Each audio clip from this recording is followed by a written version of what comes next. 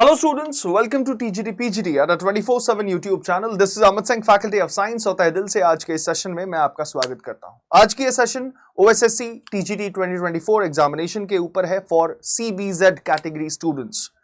तो वो बच्चे जो ओडिशा स्टेट में इस बार TGT साइंस टीचर बनना चाहते हैं, उसको इस एग्जामिनेशन को क्रैक करना होगा।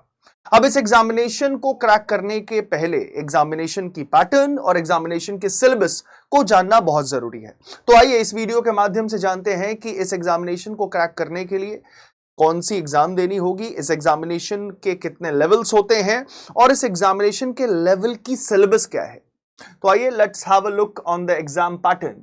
तो एग्जाम पैटर्न आपको दिख रहा होगा, दो पेपर है, मतलब दो लेवल्स में ये एग्जामिनेशन कंडक्ट होती है, paper 1 and paper 2। Paper 1 and paper 2 ये जो दो पेपर्स हैं, इनमें अलग अलग सब्जेक्ट्स के ऊपर क्वेश्चन पूछा जाता है। जो पेपर 1 होता है दैट इज जनरल पेपर, जिसमें arithmetic, English, logical reasoning, you have current affairs, you have pedagogy, ये 5-6 सब्जेक्ट्स आपसे पूछे जाते हैं। इनके ऊपर टोटल 100 क्वेश्चंस होते हैं फॉर 100 मार्क्स। तो 100 सवाल होंगे, 100 marks and negative marking will be there. 90 minute आपको दिया जाता है, 90 minutes is given for paper 1। तो 100 मार्क्स के इस पेपर को अगर आप अटेम्प्ट करते हैं एंड क्वालिफाई कर जाते हैं, तो पेपर 2 के लिए 5 times the number of seats students select होते हैं। मतलब मान लो कि टोटल सीट 50 है, क्योंकि पेपर 2 अगर आप क्लियर कर लेते हो then that means you have cleared OSSC 2024 examination. तो मान लेते हैं कि पेपर 2 क्लियर करने के बाद जो टोटल वैकेंसी है उसमें सीट्स 50 हैं। तो पेपर 1 में क्वालिफाई करने वाले कितने लोगों को सिलेक्ट किया जाएगा? तो टोटल 5 टाइम्स सिलेक्ट किया जाएगा। मतलब 50 सीट है तो 50 इंटू 5, 250 बच्चों को मेंस में यानी पेपर 2 सब्जेक्ट स्पेसिफिक एग्जामिनेशन के लिए न्योता दिया जाएगा कि भाई आप पेपर 1 क्लियर कर चुके हो, now you can sit for paper 2। अब पेपर 2 में ये जो 250 लोग सिलेक्ट किए जाएंगे, 250 में एक अंदाजन नंबर कह रहा हूं, कब? जब आप मान लेते हैं कि 50 सीट अवेलेबल है OSSC में। अगर वो 1000 है तो 1000 into 5, 5000 students will be sitting for mains. ठीक है, समझिए ऐसी बात। तो paper 1 100 marks, paper 2 subject specific होता है, that is chemistry, botany and zoology. वो भी 100 मार्क्स का होता है, 100 क्वेश्चंस होते हैं, 90 मिनट्स आपको टाइम दिया जाता है एंड इसमें भी नेगेटिव मार्किंग होती है। नेगेटिव मार्किंग कितनी होती है? पेपर 1 हो या पेपर 2 हो, दोनों में नेगेटिव मार्किंग है एंड 0.33 मार्क्स यानी 1/4, 1 मार्क्स का 1/4 कर दो तो 0.33 आता है।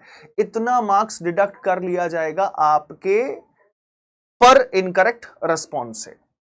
नाउ पेपर 1 की सिलेबस क्या रहेगी? पेपर 1 में you will be asked questions on current affairs, जो कि नेशनल और ग्लोबल इवेंट्स चल रहे हैं आसपास के। अरिथमेटिक, आपकी मैथमेटिकल स्किल्स चेक की जाएगी, reasoning ability, computer literacy. Apart from that आपको इंग्लिश एंड पेडागोजी इसे भी प्रिपेयर करना होता है। अगर 24/7 की टीम में आपको सारे स्पेसिफिक सब्जेक्ट्स के लिए स्पेसिफिक टीचर्स भी मिलते हैं, जो आपकी कंप्लीट पेपर 1 की भी प्रिपरेशन कराएंगे एंड पेपर 2 के भी सब्जेक्ट्स की प्रिपरेशन कराएंगे। तो ये रहा पेपर 1 का सिलेबस जो पूछे जाने वाला है OSSC पेपर लेवल 1 में। नाउ पेपर 2 में we have chemistry, botany and zoology. तो केमिस्ट्री की सिलेबस क्या रहने वाली है, केमिस्ट्री में क्या कुछ पूछे जाने वाला है, आइए देखते हैं।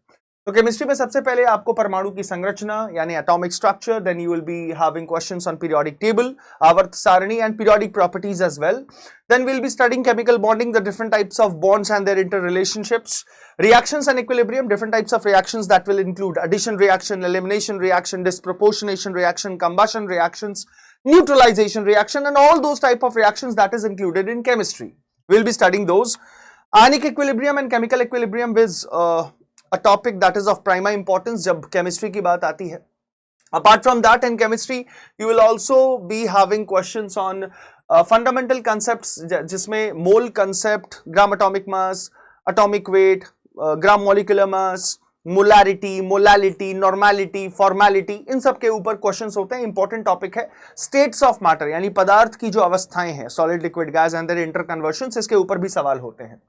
केमिकल इंटरेक्शंस मैंने आपको बता ही दिया। ऑर्गेनिक केमिस्ट्री में क्या कुछ पढ़ना है? ऑर्गेनिक केमिस्ट्री में आपको एकदम डिस्क्रिप्टिव स्टडी नहीं करनी, you have to have a you must have a fundamental approach जिसमें आपको आइसोमेरिज्म की जानकारी होनी चाहिए, नोमेनक्लेचर, यूपैक्ट nomenclature that is undertaken by international union for pure and applied chemistry, उसके तहत जो नामांकन प्रक्रिया दी गई है उसकी जानकारी आपको अच्छी होनी चाहिए। Will be teaching those, isomerism की जानकारी आपको अच्छी होनी चाहिए। इसके अलावा reaction intermediates, carbocations, carbanions, we have carbenes, we have nitrines, we have free radicals, और कुछ प्रभाव जैसे electromeric effect, mesomeric effect, inductive effect, steric hindrance, resonance, ये सारी चीजें आपको पढ़ना है। इसके बाद ऑर्गेनिक केमिस्ट्री में आपको descriptive study alcohols, phenols, aldehydes, ketone, carboxylic acids, इन सब की नहीं करनी, वो पीजीटी स्टूडेंट्स को करनी होती है, पर टीजीटी में आपको फंडामेंटल अप्रोच ऑर्गेनिक केमिस्ट्री की रखनी है। Apart from that in hydrocarbons you will be studying alkanes, alkenes and alkynes. और क्या है भाई केमिस्ट्री में? केमिस्ट्री में you will be studying ionic bonding, covalent bonding, chemical reactions, chemical equilibrium, आपको वैंडरवाल्स बॉन्ड के बारे में भी मैं बताऊंगा, कोवलेंट शेयरिंग तो बता ही दिया, मेटालिक बॉन्ड के बारे में भी बताऊंगा। तो केमिकल बॉन्डिंग में लगभग सारे बॉन्ड की जानकारी और इंटररिलेशनशिप्स आपको समझाया जाएगा। नेक्स्ट बॉटनी की बारी आती है, पादप विज्ञान। पादप विज्ञान की सिलेबस क्या रहने वाली है for OSSC TGT students? Plant biology में डाइवर्सिटी मतलब पादप किस तरीके से विस्तृत है इस पूरे धरा पर, thallophyta, bryophyta, pteridophyta, gymnosperms, angiosperms, इनकी पूरी जानकारी। कंजर्वेशन हम कैसे करते हैं, मतलब about the structural and morphological deviations in plant tissue systems, वो सब हम पढ़ेंगे। टिश्यू सिस्टम में आपकी meristematic tissue, permanent tissue, simple permanent, complex permanent, xylem, phloem, primary growth, secondary growth, इन सब के बारे में डिस्कशन होगा। प्लांट प्रोसेसेस में will have photosynthesis, respiration, phytohormones, बहुत बेहतर और उम्दा चैप्टर है जो आपको स्कोर भी कराते हैं और सबसे ज्यादा क्वेश्चंस भी पुटअप यहां से होता है। जेनेटिक्स एंड डिजीजेस में देखो, जेनेटिक्स आपकी जूलॉजी में भी पूछी जाएगी और बॉटनी में भी पूछी जाएगी। जूलॉजी में आपकी sex determination, linkage, types of crosses, इन सब की जानकारी पुख्ता होनी चाहिए, chromosomal and genetic disorders. But plant genetics की जब मैं बात करूं तो यहां पे Mendelism, plant diseases, conservation, plant breeding techniques, इन सब की आपको जानकारी लेनी होती है। जेनेटिक्स की जब बात बॉटनी से कंसर्न होती है, specifically when we are speaking of OSSC examination, तो इससे ज्यादा आपको कुछ नहीं पढ़ना। हाँ, जेनेटिक्स में आपको Mendelism and pre Mendelian and post Mendelian जो कैरेक्टरिस्टिक्स हैं उनको तो ध्यान देना ही है। फाइटोहार्मोन्स का रोल, सीड का जर्मिनेशन यानी बीज का अंकुरण, वेजिटेटिव ग्रोथ कैसे होती है मतलब वानस्पतिक प्रसार जिसे हम कहते हैं, पुष्पन जिसे हम फ्लावरिंग कहते हैं, सेनेसेंस जिसे हम डेथ कहते हैं। तो कमी हो जाए तब, एक्सेस माइक्रो या मैक्रो न्यूट्रिएंट्स की हो जाए तब, दैट कॉजेस सेनेसेंस। तो इन सब के ऊपर इतनी ब्रीफ नहीं, हम पूरी डिस्क्रिप्टिव अप्रोच लेंगे in a paid courses and upcoming YouTube sessions. तो कंप्लीट प्रिपरेशन कराई जाएगी, इसके टेंशन ना लेना। Photosynthesis is one more most important chapter when we are considering botany. Light absorption मतलब photosynthetic pigments के बारे में, photoactive radiation के बारे में, जो फोटोएक्टिव पार जिसे हम कहते हैं, फोटोसिंथेटिक एक्टिव रेडिएशन है ना, फोटोसिस्टम 1, फोटोसिस्टम 2 की जानकारी, फोटोसिंथेटिक पिगमेंट्स की जानकारी, एंटेना मॉलिक्यूल्स क्या होते हैं, वाटर स्प्लिटिंग मतलब during the process of photosynthesis what happens, carbon fixation and energy storage. ये 4 इंपॉर्टेंट पॉइंट्स हैं प्रोसेस ऑफ फोटोसिंथेसिस के, जिसके ऊपर क्वेश्चंस आते ही आते हैं। अच्छे से पढ़ाएंगे हम, टेंशन ना लो। Then we have genetics and plant breeding, जिसमें Mendelian inheritance, modern techniques and crop improvement, मतलब that includes plant breeding। यही आपकी मेजर जेनेटिक्स का पार्ट है बॉटनी में। अब बात करते हैं zoology की। तो when we are considering zoology, that means we are speaking of animal and its kingdom। Animal kingdom के सबसे पहले क्लासिफिकेशंस के बारे में, नॉन कॉर्डेट्स, कॉर्डेट्स, उनकी क्लासेस, सब क्लासेस एंड डिविजन्स की चर्चा होगी। Evolutionary relationships that is phylogeny की बात होंगे, मतलब इनके बीच क्या क्या परस्पर संपर्क है। Because when you study animal kingdom तो आपने देखा होगा कनेक्टिंग लिंक्स की हमेशा बात होती है, connecting link between Mammalia and reptilia, connecting link between non chordates and chordates, connecting link between annelids and arthropoda, हमेशा हम डिस्कस करते हैं। तो वही एवोल्यूशनरी रिलेशनशिप्स भी हम स्टडी करने वाले हैं। साइटोलॉजी, जनरली डिफरेंट एग्जामिनेशंस में साइटोलॉजी को बॉटनी वाले पार्ट में पूछ दिया जाता है, लेकिन यहाँ पे जूलॉजी में आपसे पूछा जा रहा है साइटोलॉजी की इंफॉर्मेशन। तो देखो हमें क्या मतलब है, हम सीबीजेड कैटेगरी वाले स्टूडेंट्स हैं, तो हमें तो बॉटनी और जूलॉजी दोनों का एग्जामिनेशन देना है, तो हम पढ़ेंगे तो सब कुछ ही। तो cell structure that will include the cell wall, the cell membrane, cytoplasm, then cytoplasmic organelles जिसमें mesosomes, microbodies, cytoskeleton, ribosomes, mitochondria, plastids, Golgi complex, lysosomes, vacuoles, chromosome, chromatids, nucleus, सबकी चर्चा होगी, वो भी डायग्राम्स के साथ एंड इलैबोरेटिव वे में, ठीक है। Genetics में you have to study about the DNA, the structure and the model given by Watson and Crick, inheritance patterns and genetic disorders, जिसमें chromosomal and genetic दोनों ही बात कराऊंगा, aneuploidy, इन सब के बारे में भी हम चर्चा करेंगे। Apart from that, in zoology you have to study ecosystem, मतलब ecology पूरी स्टडी करनी है, जिसमें organisms, populations, population की interaction आपस में, biodiversity, उसकी conservational techniques, ये सब हम डिस्कस करने वाले हैं, राइट। Evolution में theory of natural selection given by Darwin, the different types of adaptation that animals adhere, मतलब जो जानवर अपनाते हैं जिससे वो आज तक since time immemorial विस्तृत होते आए हैं, इनके ऊपर भी चर्चा होगी। Speciation processes, genetic drift, gene flow etcetera की बातें हम एवोल्यूशन में ही करेंगे।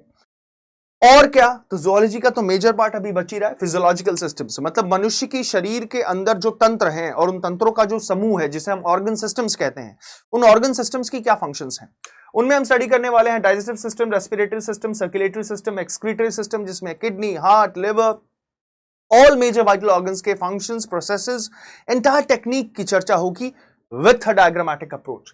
इसके अलावा we have physiological systems 2, physiological system part 2 में we have neural control, that is brain, human brain, the nervous system, the different type of neurons and their functions. And when we speak of a human body, reproductive system is again one important system that creates, or that is a technique via which we produce a progeny which is very much identical to us, since characters are being transferred from one generation to other. Alleles और इसकी पूरी जानकारी gene के through और DNA के through मैं आपको बताऊंगा, और फिर मैं कोरिलेट करूंगा रिप्रोडक्टिव सिस्टम में, so that you can have a better idea of what to study and what not, ठीक है। डेवलपमेंटल स्टेजेस कैसे कैसे मतलब प्री फर्टिलाइजेशन इवेंट्स क्या होती हैं, गैमेट्स का फॉर्मेशन कैसे होता है, फर्टिलाइजेशन कब होता है, फर्टिलाइजेशन के बाद जाइगोट एंड जाइगोट का फिर डेवलपमेंट इनटू एम्ब्रायो, ये सारी techniques, types of cleavage, type of eggs, इन सब की जानकारी यहां पे हम लेंगे फिजियोलॉजिकल सिस्टम्स में। नाउ ये तो हो गई सिलेबस की चर्चा एंड एग्जाम पैटर्न की चर्चा। तैयारी करते वक्त एक बच्चे के दिमाग में कई सारे सवाल आते हैं कि सर हम तैयारी करें, हमारा अप्रोच क्या होना चाहिए, what should be the best technique to understand how to clear an examination. तो प्रिपरेशन स्ट्रैटेजीज में ज्यादा नहीं, आपको 4 पॉइंटर्स बताता हूं, ध्यान से देखिएगा। The first and foremost thing that you should take care of, that is time management. लगता है कि हर कुछ ही इंपॉर्टेंट है और हर कुछ ही एग्जामिनेशन में आ जाएगा। You have to manage time on the basis of कौन से टॉपिक्स में आपको पहले से ही थोड़ी सी जानकारी लग रही है कि हाँ है, कौन से ऐसे टॉपिक्स हैं जो एकदम नया है, और कौन से ऐसे टॉपिक्स हैं जिसमें लगता है कि बस थोड़ा सा समय देंगे तो रिवाइज हो जाएगा, प्रॉपर तैयारी हो जाएगा। उस हिसाब से आपने अपने टाइम को बांधना है on the basis of subjects. तो create a study schedule first. अगर स्टडी शेड्यूल की दिक्कत है तो मैं आप सबके लिए स्टडी शेड्यूल भी बना दूंगा। अगर आप सबको स्टडी शेड्यूल चाहिए तो कमेंट बॉक्स में लिख के जरूर बताना कि हाँ sir we want a study schedule. तो I will certainly make a study schedule for OSSC students and provide you all. And balance all subjects. कौन से सब्जेक्ट में आपको कितना समय देना है ये आपसे बेहतर कोई नहीं जानता है। तो स्टडी शेड्यूल अगर आपके पास है तो ठीक है, बना लोगे तो ठीक है, वरना मैं भी बना दूं तो उसमें अपने प्रायोरिटी के हिसाब से कौन सी सब्जेक्ट, हर किसी की अपनी अपनी स्ट्रेंथ होती है डिफरेंट सब्जेक्ट्स में, तो उसके आधार पे आपको बैलेंस करना है। Next, resource utilisation. रिसोर्स मतलब क्या क्या चीजें हमारे पास उपलब्ध है जिसका हम इस्तेमाल करें so that we can crack this examination. So what are the resources that you will have? एक, regular YouTube sessions. Apart from that, if you are purchasing a paid course for this examination, आपको regular classes मिल जाएंगी। किसी वजह से अगर आपने classes उस दिन नहीं लिया तो आपको recorded sessions available हो जाएंगे। You will get PDFs, you will have test series. तो सबसे बेस्ट चीज है कि आप एनसीईआरटी को फॉलो करोगे। आपके पास कोई ऐसा टेक्स्ट बुक है जो आपको लगता है कि हाँ प्राइमरी इंपॉर्टेंस का है तो आप उसको भी रेफर कर सकते हो। अदरवाइज जो ऑनलाइन मटेरियल आपको अड्डा 24/7 ऐप पे प्रोवाइड की जाएगी एज वेल एज जो स्टडी ग्रुप्स आपको ज्वाइन कराया जाएगा उसको जरूर फॉलो करना है, स्ट्रिक्टली फॉलो करना है डिसिप्लिन के साथ, and I know that you will make a difference. Third important thing, time manage कर लिया, क्या पढ़ना है वो जान लिया, लेकिन अब पढ़ना भी तो पड़ेगा। You have to utilise it, right? तो पढ़ लिया अब पढ़ने के बाद कितना सीखा, इसका आकलन, इसकी जांच टेस्ट ही करा सकती है। तो you should participate in different mocks, जो कि अड्डा 24/7 ऐप पे लगातार होती रहेगी, and that will help you to familiarise with the online format, क्योंकि ये एग्जामिनेशन जो है वो ऑनलाइन मोड में ही होने वाली है। Fourth and most important point is concept mastery. जब आप अपनी स्टडी शेड्यूल बना लेते हो, पढ़ना स्टार्ट कर लेते हो, प्रैक्टिस टेस्ट दे लेते हो, उसके बाद भी आप देखोगे कि आपकी रैंक अभी समझ लो टॉप 50 में या टॉप 100 में या टॉप 500 में नहीं आ रही। तो how to improve that? Regular revision is must, regular connection with your faculty is must. कोई भी चीज नहीं समझ आ रही, अपने टीचर से पूछो। कोई भी एक पर्टिकुलर चीज को इजीएस्ट वे में समझने का अप्रोच पूछो। Mentorship is must, and that mentorship is only available when you are taking a paid course.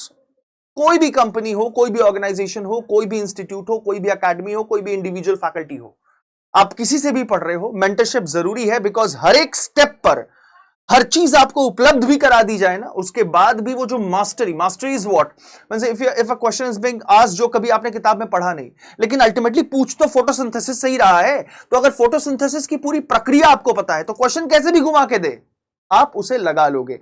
But for that practice, experience, feeling the topic is necessary, is must. और वो तभी होगा जब आप लगातार रिविजन कर रहे हैं, रिसोर्स का यूटिलाइजेशन कर रहे हैं, मेंटरशिप प्रोग्राम से जुड़े हुए हैं, मतलब you are having a particular setup जिससे आपकी ये एग्जामिनेशन क्रैक हो जाए। Last but not the least, success के लिए कुछ सक्सेस टिप्स मैं आप सबको देना चाहूंगा, जिसको लोग फॉलो तो नहीं करते, लेकिन अगर आपने फॉलो किया तो OSSC 2024 आपसे कोई नहीं छीन सकता। ज्यादा नहीं, 8 पॉइंटर्स हैं, ध्यान दीजिएगा।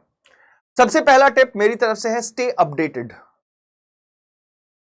ठीक है एनसीईआरटी आप पढ़ रहे हैं, ठीक है एनसीईआरटी आपने रट लिया, एनसीईआरटी की एक एक लाइन आपके पास है, but that will not give you selection. मैंने क्या बोला? Concept mastery. जो कंसेप्ट है उसके ऊपर मास्टरी, मतलब वो फील अपने अंदर आना चाहिए। सो अपडेटेड रहना पड़ेगा कि क्या न्यू इंफॉर्मेशन है, क्या न्यू अप्रोच है जो हमें जानना चाहिए regarding a particular topic.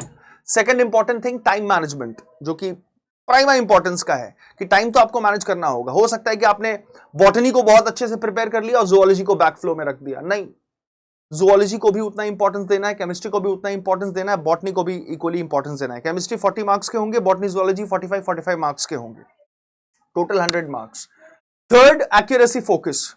If you are defining a target on a certain day कि आज मुझे ये कर लेना है, तो उसको कर लेना है। और कर लेने का मतलब ये नहीं है कि 4 घंटे में कैसे भी निपटा दिया।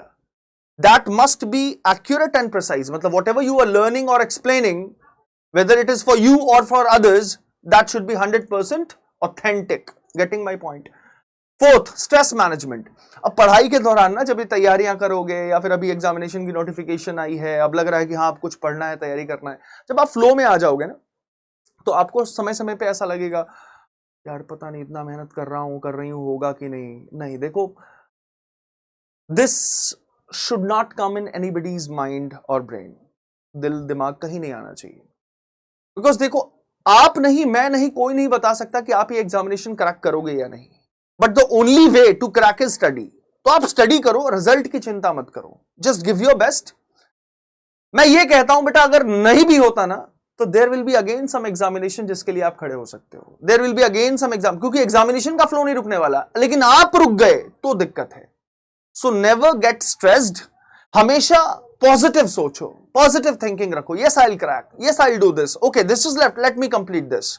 ये अप्रोच होना चाहिए, रादर देन पता नहीं बाद में क्या होगा, ये नहीं हुआ तो वो नहीं होगा। No, no random thoughts during your preparation. Fifth important point, regular revision. और ये सब कैसे होगा? रेगुलर रिविजन से। Regular revision is must, mandatory है समझ लो एक स्टूडेंट के लिए, तभी आप अपडेटेड रह पाओगे। सेक्शनल टाइम एलोकेशन, जैसे बॉटनी को ही सिलेक्ट किया है कि हाँ बॉटनी का टाइम है 2 घंटे में पढ़ना है, तो बॉटनी के 2 घंटे में कौन से टॉपिक को कितना समय देना है ये आपको ध्यान देना होगा। अब डिजीज चैप्टर जूलॉजी में अच्छी लग रही है और डिजीज में ही 1.5 घंटे में 1 घंटे दे दिया, और जहां डीएनए के बारे में आपको थोड़ा 40-45 मिनट्स देना चाहिए, वहां पे आप 15 मिनट में उसे उड़ा रहे हो कि अच्छा हाँ समझ में आ गया, ओके वाटसन एंड एस में डबल हेलिक्स स्ट्रैंड है, इधर न्यूक्लियोटाइड्स अरेंज्ड है, यहाँ सुगर फॉस्फेट बॉन्ड है, यहाँ पे हाइड्रोजन बॉन्ड है। ऐसे एक बार में हल्के में नहीं उड़ाओ। There are topics which takes time, उसको उतनी रिक्वायरमेंट है तो वो उतना लेगा। तो आपके कंटेंट में अगर आपको मास्टरी करना है तो आपको subject specific, article specific time allocate करना भी सीखना होगा, और ये अब तक तो आई चुकी होगी, all are graduates. Next, quality over quantity. ये मत देखो कि आज तो मैंने 10 घंटा पढ़ा, कल तो मैंने 15 घंटा पढ़ा, नहीं, 1 घंटा ही पढ़ो, 2 घंटा ही पढ़ो, लेकिन क्वालिटी वाला पढ़ो। अब इसका मतलब ये नहीं कि 1-2 घंटा ही पढ़ना है, नहीं, at least for cracking OSSC from now in next 60 और 75 डेज आपकी रेगुलर की 8 to 10 आवर्स की स्टडी, सेल्फ स्टडी तो जरूरी है। सेल्फ स्टडी मतलब क्या, आप पढ़ रहे हो, इसका मतलब ये नहीं कि किसी के सहायता से नहीं, आजकल सबको सहायता की जरूरत होती है यार, ज्ञान बांटने से ही बढ़ता है, but at least 8 to 10 hours study is must, ये आपको करना ही होगा। तो क्वालिटी देखना, क्वांटिटी पे ध्यान मत देना। And last but not the least, हर चीज होता रहेगा, जैसे अभी त्योहार आए, फिर कोई ना कोई त्योहार आता रहेगा, बीच में अभी क्रिसमस वगैरह भी आएगा, गुरु नानक जयंती भी आएगा, तो अपने अपने पर्वों के हिसाब से पर्वों को सेलिब्रेट करो। ठीक उसी प्रकार जैसे किसी काम को करने के लिए एनर्जी की जरूरत होती है ना, वैसे इस बॉडी को काम करने के बाद रेस्ट की भी जरूरत होती है। तो हमेशा ख्याली पुलाव, ड्रीमी थॉट्स, डे ड्रीमिंग और लगातार लगे रहने से, आंखों के नीचे काला ऐसे धब्बा बना लेने से सिलेक्शन नहीं होता। सिलेक्शन उन्हीं को होता है who have a healthy mind and a healthy body.